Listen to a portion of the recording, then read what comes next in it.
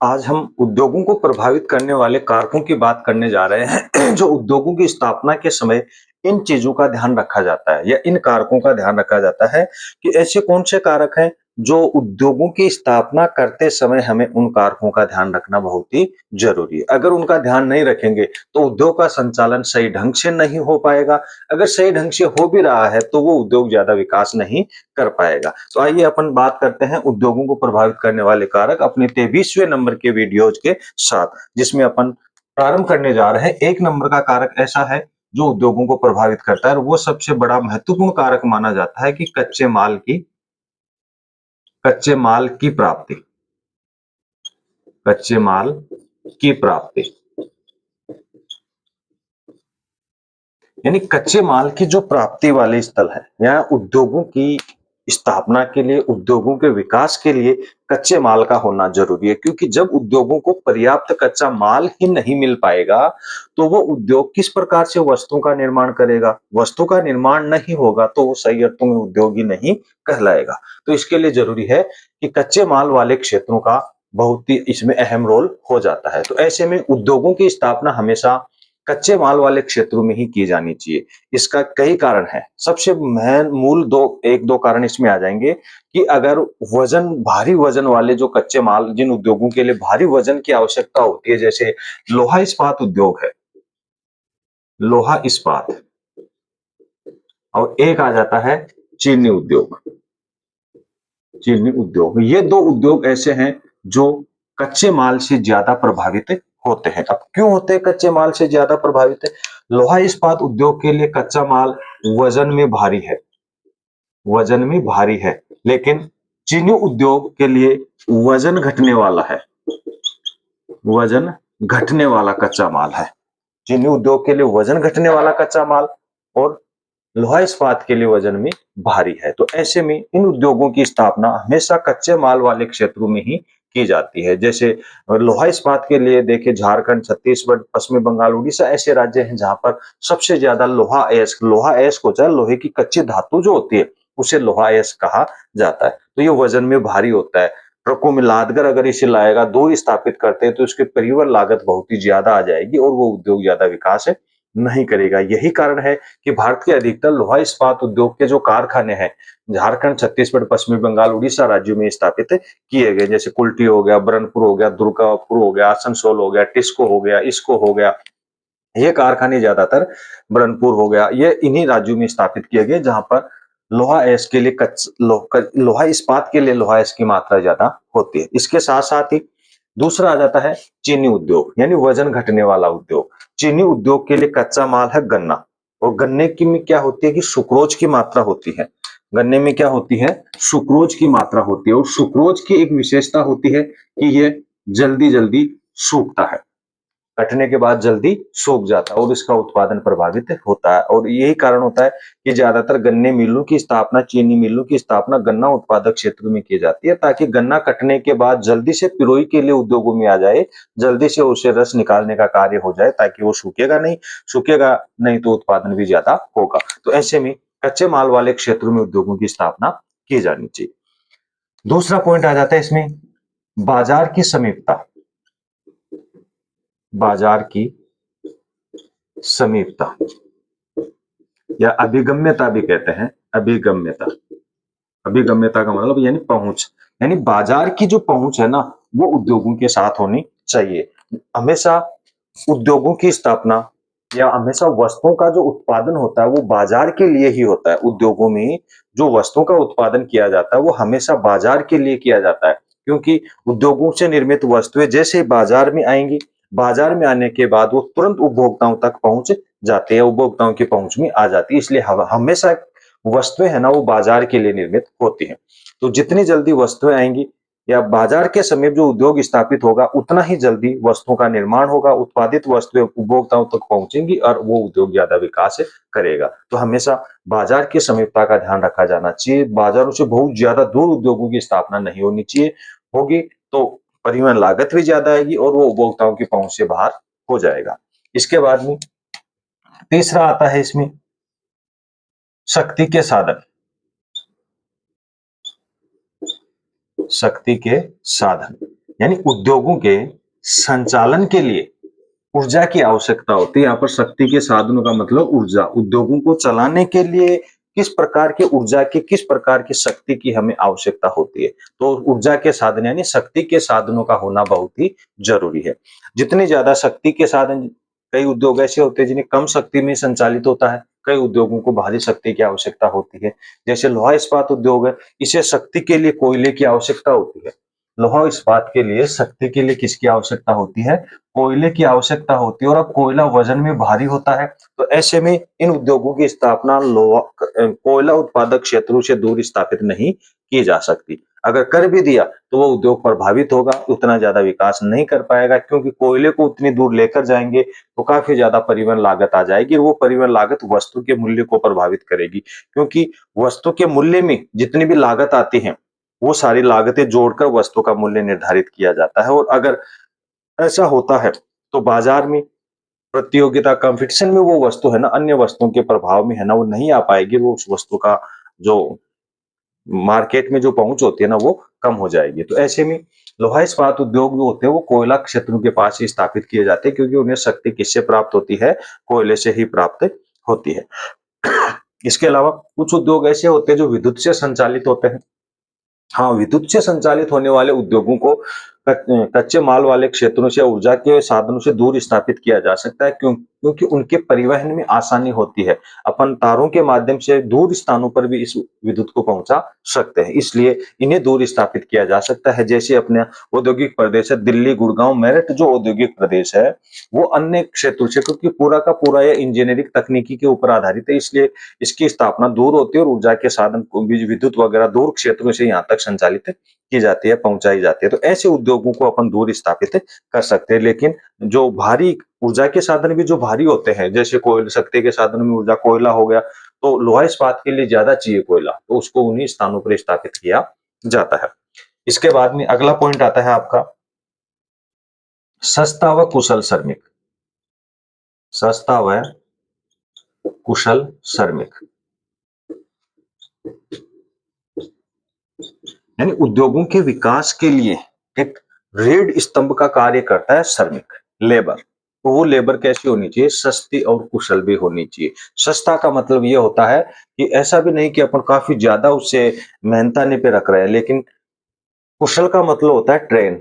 जिस कार्य के लिए अपन जिस श्रमिक को रख रहे हैं वो कार्य उस श्रमिक को आना चाहिए, उसे कुशल कहा जाता है, उसे ट्रेन कहा जाता है। अगर अपन कम पैसों के लालच में, कम मेहनताने के चक्कर में अगर अकुशल श्रमिक ले आते हैं तो वो उद्योगों का सही संचालन नहीं कर पाएगा और समय समय पर बाधाएं उत्पन्न होती रहेंगी और वो उद्योग ज्यादा विकास नहीं कर पाएगा। तो एक अच्छे कुशल उद्योग के संचालन के लिए सस्ते और कुशल श्रमिकों का होना बहुत ही जरूरी है। क्यों? ऐसे उद्योग जो श्रमिकों के ऊपर निर्भर होते हैं, वो अगर ट्रेंड कुशल श्रमिक अगर रहते हैं तो उस उद्योग को काफी ऊंचाइयों तक पहुंचा सकते हैं। तो श्रमिकों का उद्योगों के साथ जुड़ा रहना बहुत ही जरूरी है। इसके बाद में अगला पॉइंट आ रहा है परिवहन के साधन। एक अच्छे परिवहन के साधन, अच्छी तकनीकी युक्त, अच्छी क्वालिटी के परिवहन के साधन अगर हैं तो उद्योगों के विकास में काफी सहायता कर सकते हैं। अगर परिवहन की कुशलता, या अपन ये कहें उद्योगों की कुशलता परिवहन के साधनों पर भी निर्भर करती है। अगर कुशल साधन नहीं है, सक्षम साधन नहीं है, ज्यादा भार वहन करने वाले साधन नहीं है, तो ऐसे में उद्योगों तक पर्याप्त मात्रा में कच्चा माल नहीं पहुंच पाएगा। और कच्चा माल नहीं पहुंच रहा है तो उद्योग वस्तु का निर्माण नहीं कर पाएगा। तो ऐसी स्थिति में परिवहन के साधनों का, और वो भी कुशल आधुनिक परिवहन के साधनों का होना बहुत ही जरूरी है, ताकि कच्चे माल वाले क्षेत्रों से कच्चा माल लाकर उद्योगों तक पहुंचाए, तैयार माल को सीधा बाजारों तक पहुंचाए और बाजारों से उपभोक्ताओं की पहुंच में ये माल आसानी से या वस्तुएं आसानी से आ जाने के कारण वो उद्योग को गति मिलती रहेगी और उद्योग ज्यादा विकास करता रहेगा। तो ऐसे में एक कुशल, एक अच्छे उद्योग के लिए परिवहन के साधनों का होना बहुत ही जरूरी है।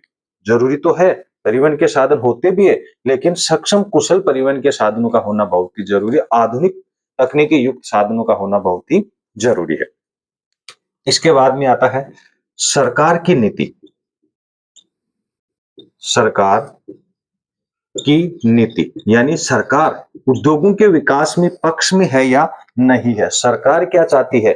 उद्योगों का ज्यादा विकास हो या ज्यादा विकास नहीं हो। ऐसी स्थिति में लगभग 2-3 कारक ऐसे हैं जो सरकार के रवैये के ऊपर, सरकार की नीति के ऊपर कार्य करते हैं। अगर सरकार इन कार्यों के, इन नीतियों के तहत अगर कार्य कर रही है, तो वो उद्योग ज्यादा विकास कर सकता है, उस देश के उद्योगों का अच्छा विकास हो सकता है।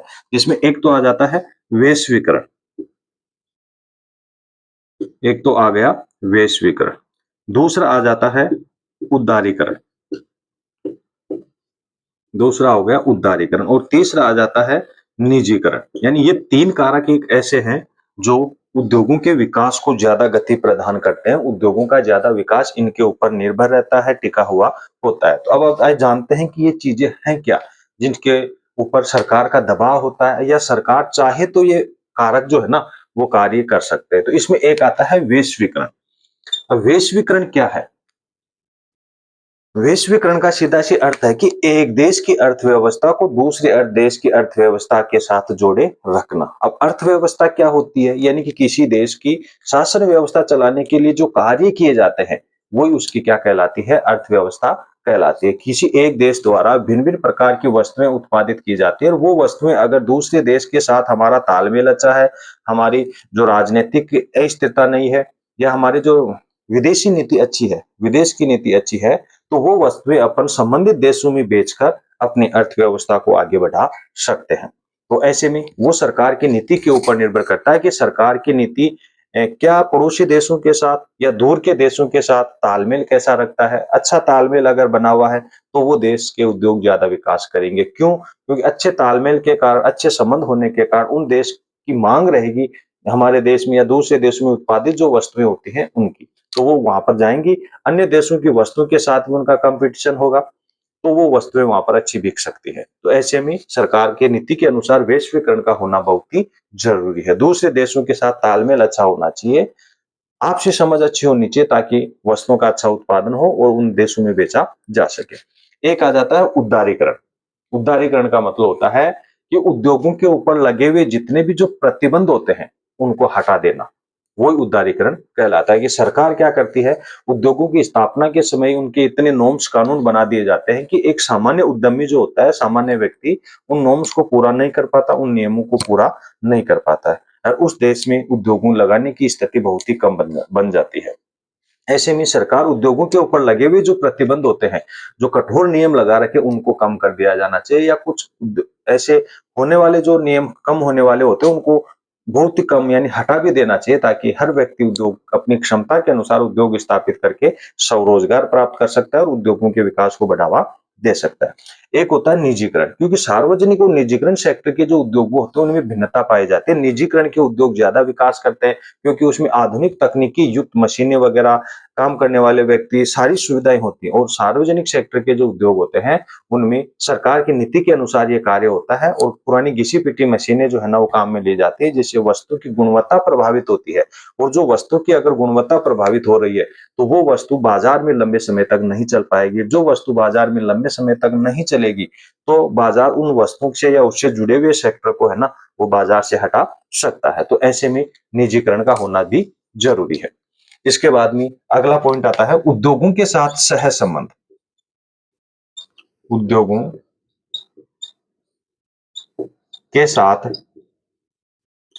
सह संबंध, सह संबंध यानी मित्रतापूर्ण जो उद्योग होते हैं, छोटे उद्योग है या दूसरे सॉरी दूसरे उद्योगों के साथ सह संबंध अच्छा होना चाहिए, मित्रता पूर्वक व्यवहार होना चाहिए। कई बार स्थिति ऐसी हो जाती है कि कुछ उद्योगों के लिए ऐसी समस्याएं उत्पन्न हो जाती हैं जिससे ना तो कच्चा माल समय पे मिल पाता है, ना वस्तुएं तैयार हो पाती हैं। तो ऐसे उद्योग अपने मार्केट में अपने चलन को बनाए रखने के लिए दूसरे उद्योगों से वस्तुएं प्राप्त करके उसे अपने अपना टैग लगाकर बाजार में वस्तुएं समय पर है ना वो पहुंचा दी जाती है, जिससे उस उद्योग की गति जो है ना वो लगातार बनी रहती है। उद्योग द्वारा जो डिमांड होती है ग्राहकों द्वारा उस उद्योग से, वो लगातार उसकी पूर्ति होती रहती है। तो ऐसी स्थिति में अगर अन्य उद्योगों के साथ अपना मित्रतापूर्वक व्यवहार होगा, अच्छा संबंध रहेगा, तो वो वस्तुएं अपन आसानी से उनसे लेकर दूसरे अपने टैग के माध्यम से दूसरे देशों में, अन्य मांग वाले क्षेत्रों में उन्हें भेज सकते हैं। तो इस प्रकार से ऐसे कुछ कारक हैं जो उद्योगों को प्रभावित करते हैं, क्योंकि कच्चे माल उद्योगों का विकास का मूल आधार होता है, क्योंकि कच्चे माल के बिना अपन किसी वस्तु का उत्पादन नहीं कर सकते। इसके लिए बाजार की समीपता का होना भी ज़रूरी है क्योंकि वस्तुएँ हमेशा बाजार के लिए निर्मित होती हैं और बाजार किनका रूप होता है? उपभोक्ताओं का रूप होता है। बाजार किनसे बनता है? उपभोक्ताओं से ही बाजार बनता है। तो ऐसे में वस्तुएँ हमेशा उपभोक्ता के लिए तैयार होती हैं। शक्ति के साधन, बिना शक्ति के साधन किसी का संचालन नहीं हो सकता। आज अपन भी बोल रहे हैं तो इसका मतलब हमें भी ऊर्जा की आवश्यकता है।